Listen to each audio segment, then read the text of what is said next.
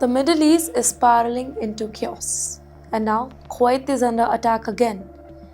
Welcome to TimesXP's War Report with me, Triti Athri, and reports suggest that Iran launched multiple drones targeting a fuel tank at Kuwait International Airport, triggering a massive fire that lit up the skies and sent shockwaves across the Gulf region.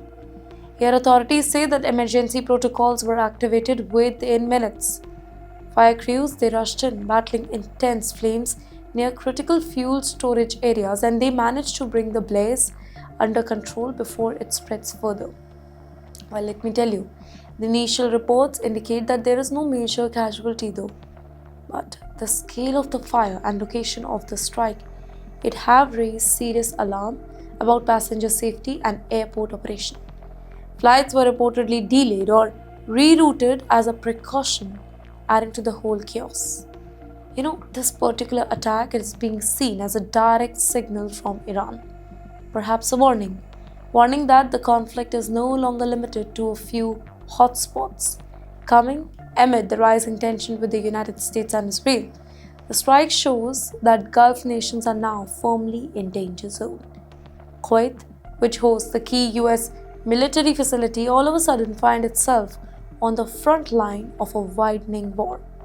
But what makes this even more dangerous is the target itself. Airports are not just transport hubs, right? They are critical infrastructure, and hitting fuel tanks, it carries a risk of massive explosions, wider fires, and long-term disruption.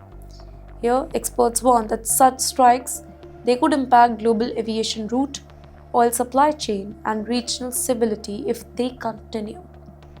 And look at the timing here. That's very important, as the conflict between Iran and the US-Israel alliance, it approaches the 1-month mark. Attacks are becoming more frequent, more precise, and more widespread.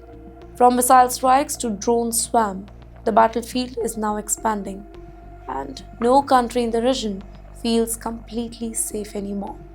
Across the Gulf, governments are now on high alert.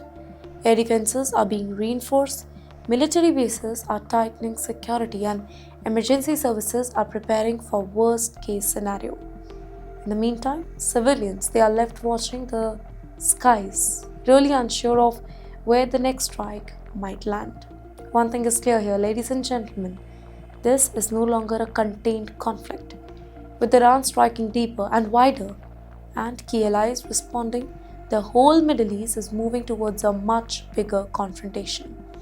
Well, the attack in Kuwait, that is not an isolated incident, but it is definitely a warning sign.